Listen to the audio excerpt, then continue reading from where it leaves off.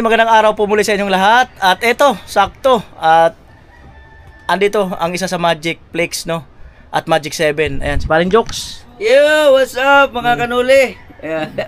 Yo, shout out sa inyong lahat. Ayan, magandang. At dito na kami nagkita sa Mahiwagang Kubo. Oo. Ayan, sa Mahiwagang Kubo uli kami nagkita. Oo. So ito na pala ang itsura ng kubo ngayon. Ito na. Grabe. Naninibago ako kasi nung pagdating ko dito walang katao-tao. Tapos ngayon parang nakita ko yung kubo. Kumpara doon sa nung pag-alis namin, iba na talaga, no? So nakakamiss din itong kubo na to kasi itong plaster ko na to. Dito talaga ako natutulog. Tapos ikaw dito ka rin, no? Dito ako natutulog. Minsan diyan kami tabi-tabi sa kasi Franstar. Oo. Si ano doon, si ano yun? Si Katuta. Katuta ba yun o yung isa? Si Jan Igor, asa si Jan Igor? Dito sa baba, no? Oh, minsan si Jan Igor dito. Tapos nag-uunahan tayo doon minsan sa mga unan. Ayan, ito na yung ano, yung kubo ngayon. Durog na yung kubo. Talagang kailangan niya na ng maintenance. Kailangan maintenance na.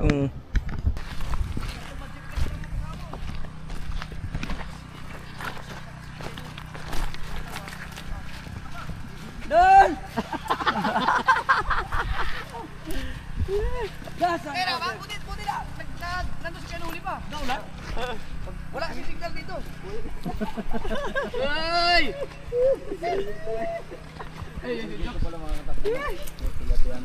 Gundo. Buti nandun si Kanuli. Gundo.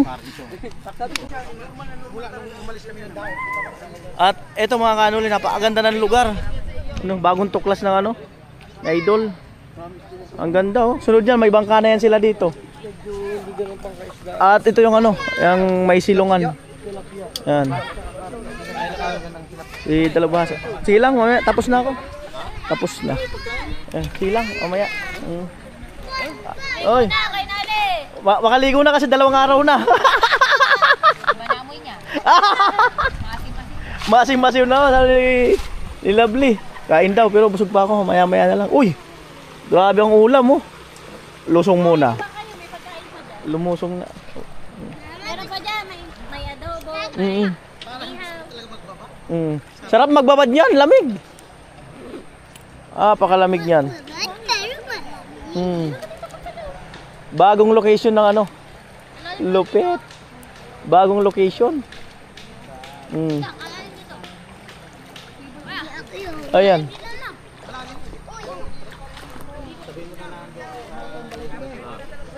Ay, paano natuklasan? Idol. Kagagala ng idol natin. Kaya natuklasan. Lalim nga, tahimik eh. Oh. Kagagala ng kagagala. Tahimik, kaya malalim tayo. Nabutan. Na? Yung mga ano dyan? Mga sisteris. Agaganda. Kanina nun, sa taas. Oo, kaso paklalaang. Oo nga. Pinapicture namin yung isa. Oo. Lupit. Ayan o. Tulingan. Oo. Madami kanina. Ano Michael, kumusta? Ba nasa lubong? Ayos. Ganyan talaga pag kasunod ka. Sumunod kami dalawa na lang. Yan nagkasalubong na kayo. Pag-uwi niyo, pag-alis niyo kanina. Siya man nang kasunod. Lumaot kasi ito kanina eh. Oo. Ayan, nakita mo naman ito, nakita mo. Oo. Kasi doon kami. Nakita rin. Ay, wala signal dito. May signal pala dito. May signal ba? Pero nagkalaw kasi no. At least may signal. Uy, pare ang Buda. Ay ba, lumaot ka kanina? Mag-deliver ako ng ano, ng lobster kayo. Okay, may bentahan. Ikaw ang Buda. Stress. Tulog ka pa. Doon na tayo, pintuan tayo. Ayan yung kumpare ko na ano, talagang subok na ng panahon. Subok na talaga ng panahon. O, tingnan mo naman ngayon, isang yaya ko lang. Sarap dito eh. Ayan po si Paring Jokes at kami ay nagkumpari doon sa anak ni Jan Igor. Ni Paring Jan Igor. At yun, doon ko nakakumpari yung... Sino nakakumpari natin doon? Sa Idol, di ba? Tayo, sa Idol. Si Idol. Tayo lahat. Franstar. O parang tayo lahat eh, no? Tayo lahat, no? Magic 7. Kaming Magic 7. Tayo lahat. Ayun, at si Paring Jokes ay nakapokus nga sa ano, doon sa bahay niya, pagpapagawa. At Di sa anak ko rin.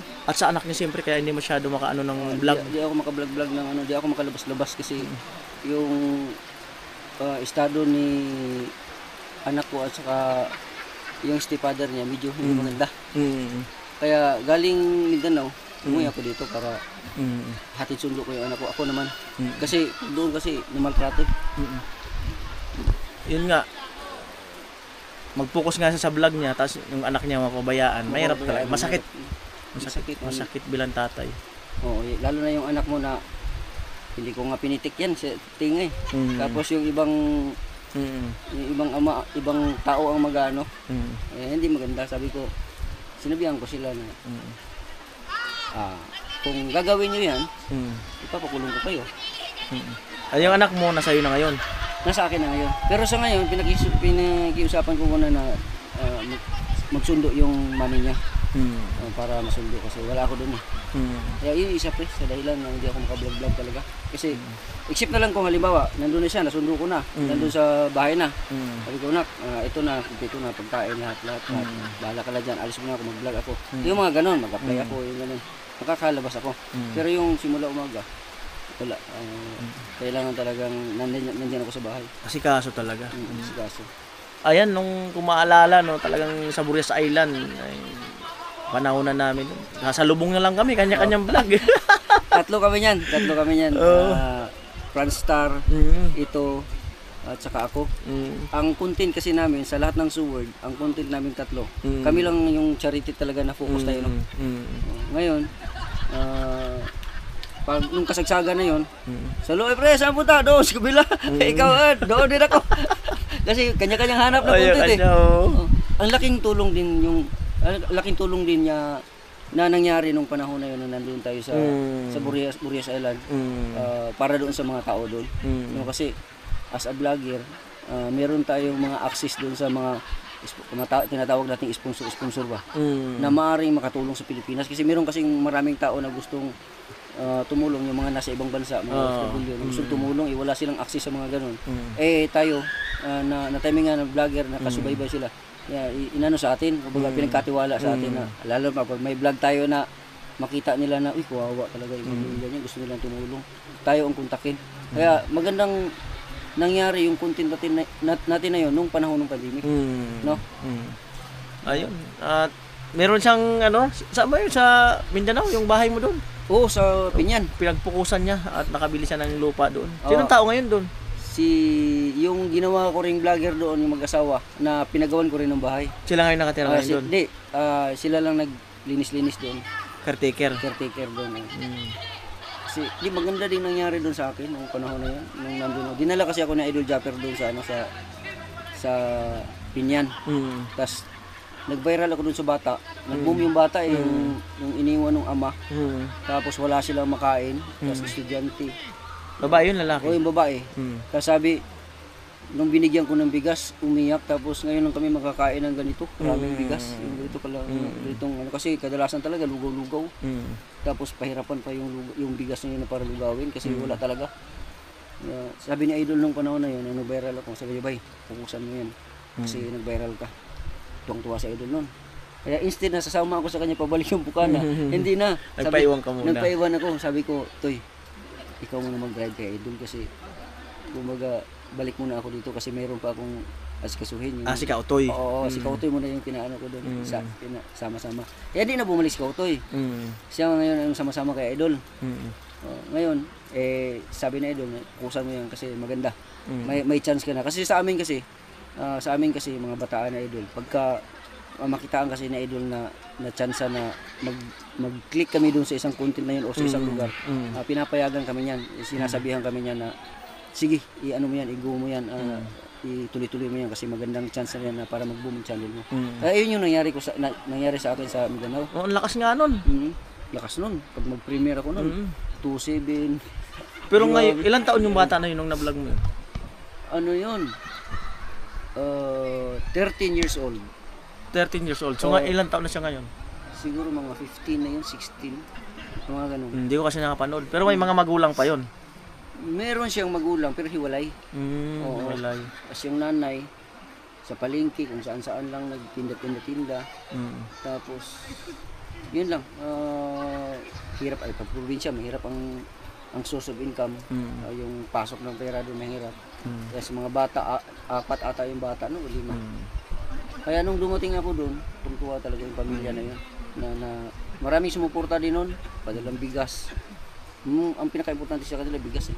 Para pag-aral nila, kahit wala mang baon na pera, basta makakain lang na maayos, okay na.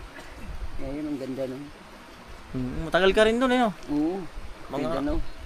Ang lakas niya doon, tapos kami, mahina-hina yung channel namin doon. Siya malakas talaga noon. Nung time na yun. At akala ko nga magtuloy-tuloy yun eh. Oo. Sabi ko okay, tapos nagpapagawa pa siya ng bahay niya. Malakas din pati yung paggawa ng bahay niya. Oo, grabe yun. Na-trigger, ano talaga yun? Nasundan no? Hanggang sa nagdugtungan yung bahay. Kubo lang mo sana yun. Oo. Kubo lang sana yun. Tapos, walang iya. Pag tapusin ko to kagad, kasi kubo, matapos, saglit lang kay kubo lang naman. Sabi ko, dugtungan ko po to hanggang sa naging bahay na naging tiles na. Hanggang umaba na umaba, lumaki yung bahay. Tapos may bahay na siya doon. Sabi ko, walang iya. Pero okay lang, hindi, no regrets ako doon sa ginastos ko doon kasi, siyempre, nagkaroon ako ng lupa, nagkaroon ako ng bahay. Kahit ano man mangyari, hihina man ako o lalakas, wala na problema, may investment tayo. Diba? Yun naman pinaka-importante doon. Talaga yung importante. At least yung pera na kinita natin, may napuntahan na maayos, na hindi na talaga siya mawawala. Kasi nandun na siya sa lupa eh. Yun ang pinaka-the best. Gaano kalayo yun, yung lugar yun, Pinyan? Ang lugar na yon, ang bahay ni Idol at saka yung bahay na pinapatayuan ko, mga siguro galing doon sa kung ihambing natin doon sa bahay ni Idol, tapos BSU. Medyo malayo-layo ng konti. Medyo malayo ng konti. Kung wala kang sasakyan, mahirapan ka maglakad-lakad. Pero kaya, pero medyo malayo-layo. Malapit din doon yung kapatid mo. Malayo. Kung malayo talaga. Malayo kasi Davao ako eh, tapos Sambuanga man yun. Sambuanga pala yun. Malayo. Malayo. Yes. Yeah. Sabi ko, no regrets ako doon nung ginawa ko yun kasi nagbigay din siyang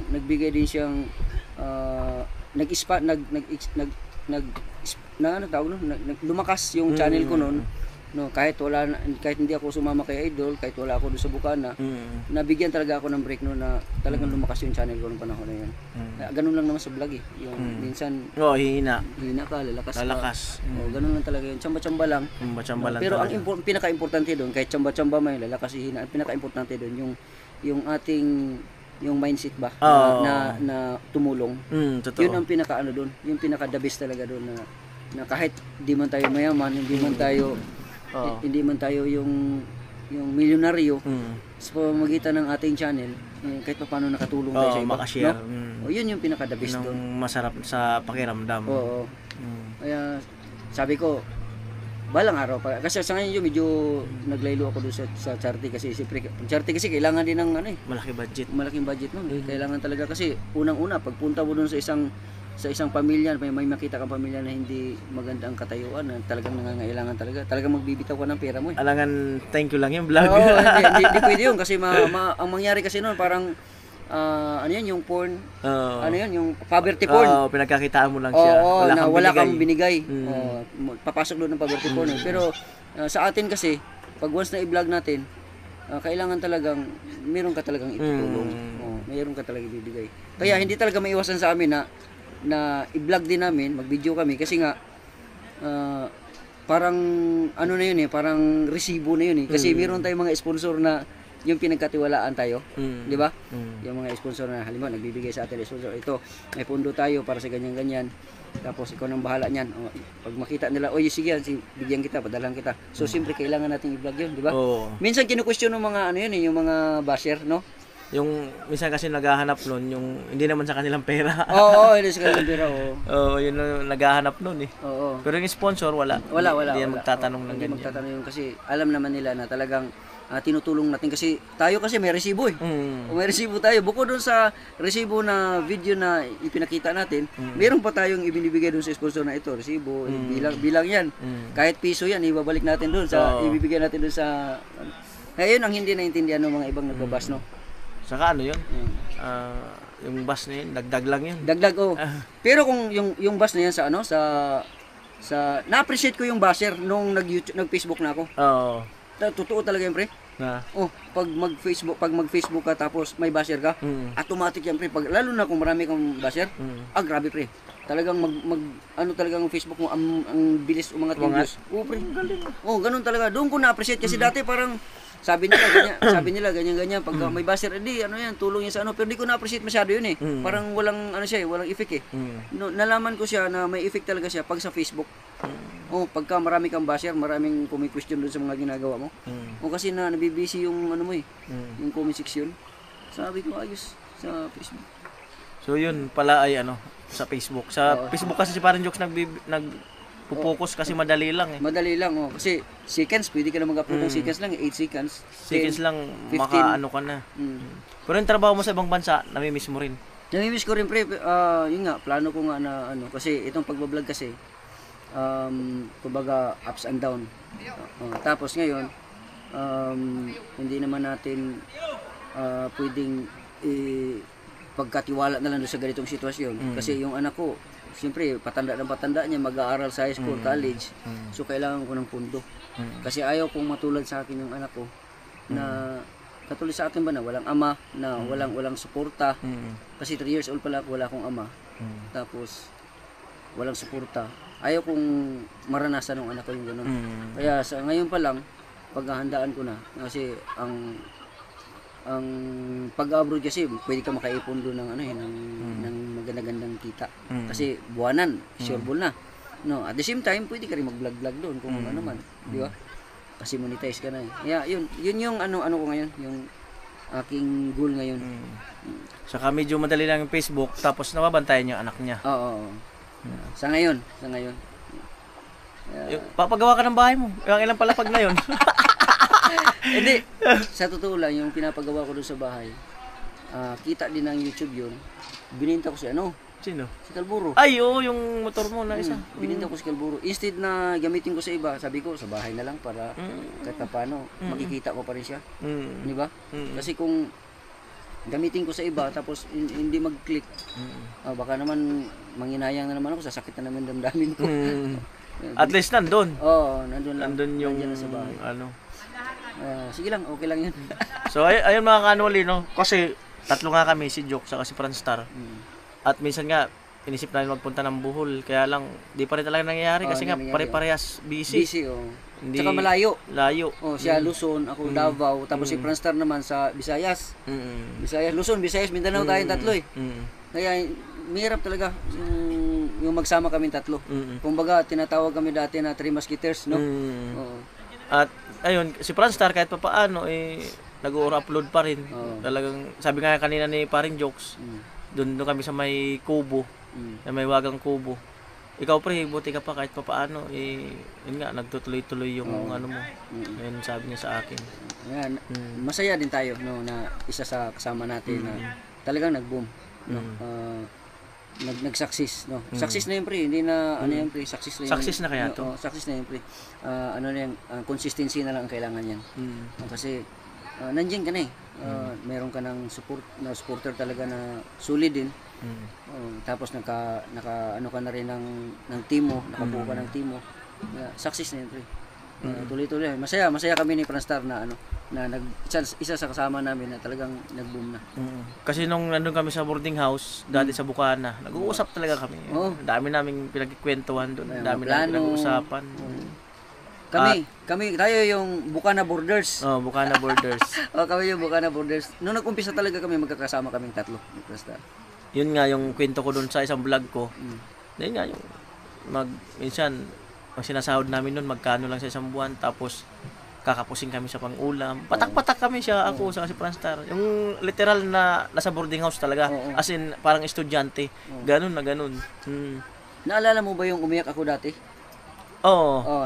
Nung umiyak ako dati na nag-live ako na susuko na ako sa pag-vlog noon.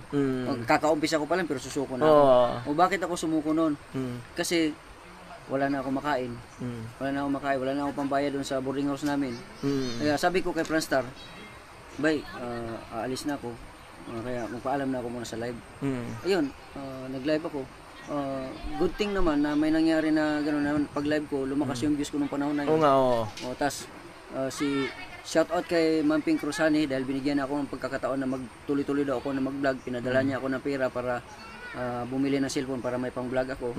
Noong panahon na yun kasi wala na akong cellphone noon na nalunod sa dagat. Oo, ano sa dagat yun eh. Oo, sa dagat. Oo. Kaya sabi ko, thank you din kay Ma'am Pink Rosani, yung sponsor ni Franstar, dahil nabigyan ako ng pagkakataon. At dahil sa pagkakataon na yon, pagpunta natin sa Burias Island, yun yung pinakaunang charity vlog ko doon. Yung cellphone na yun? Oo, yung nag-vlog, nag-boom talaga. Doon talaga yun. Ay di ba, kayo nagdagat-dagat pa kayo nung panahon na yun. Tapos ako, sabi ko, hindi mo ako mananagat. Hindi mo ako mananagat. Tapos sila ko yun uli ito kasi nakaranas sa ito nagdagat-dagat sa Bukana eh. Ako hindi pa talaga. Sabi ko, hindi mo na ako mananagat. Tapos, hindi pa ako sanay sa ganun ba. Natakot din ako paggabi na sa dagat. Nangyari, may nakita akong nakakaawa na matanda na nagtitibag ng bato. Iyon, binlag ko siya. Wala na siyang makain. Tapos, biruin mo sa loob ng isang araw, 15 lang ang kikitain niya. Wala pambili ng bigas, tapos wala na pang ulam.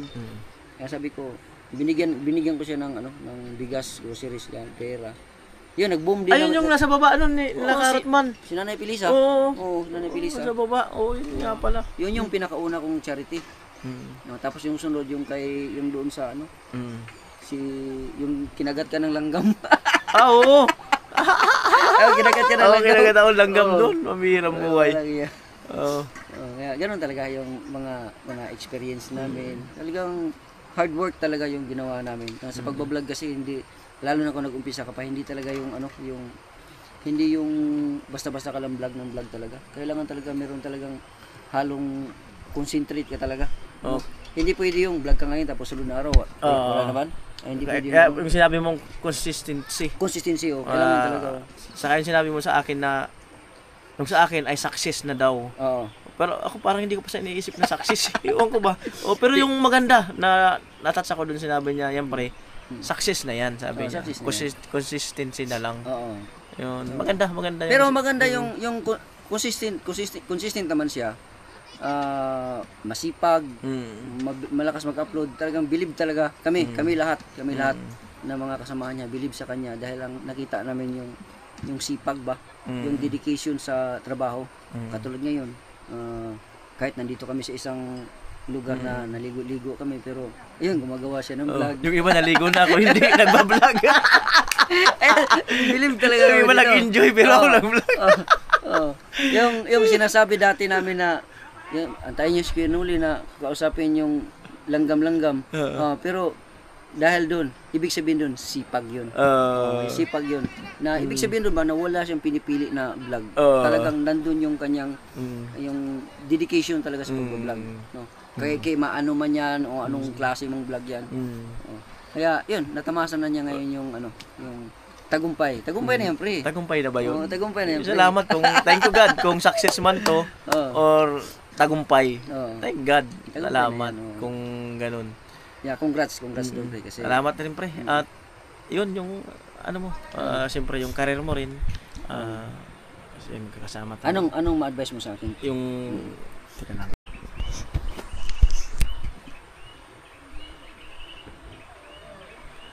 Ayan si Paring Jokes, tatanong ko ano rin may advice ko. No? Ayan naman si Paring Jokes, ay marami na rin karanasan sa buhay. Kumbaga, hindi mo na rin matatawaran ang karanasan niya sa buhay. Kaya, ang inisip ko nung sinabi niya na hindi niya maiwan talaga yung anak niya, kaya hindi siya makapag-focus sa vlog, wala akong maisip na paraan eh. Kasi, kahit gustuhin mo mag-vlog, hindi mo naman pwedeng pabayaan yung anak mo.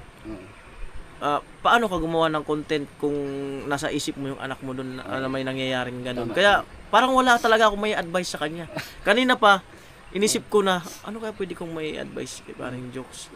So wala talaga kasi buti sana kung kapatid mo lang yan or na may edad na pwede mo na rin iiwan doon. Yung anak kasi wala pa talaga yung hindi niya pa masyadong kaya yung sarili niya.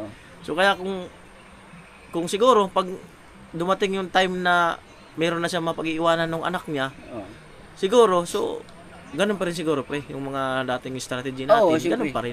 Hindi naman yun lang talaga yung sa anak niya. Hindi naman nawawala sa akin, pre, yung goal natin, yung instinct natin na tumulong. Nandiyan eh, kasi tayo steward tayo. Pwede naman tayo mag-content ng mga kung ano-anong content, di ba? Pero bakit natin pinili ang pagiging charity vlogger? Ang tumulong sa mga nangangailangan. Kasi yun yung nasa puso natin.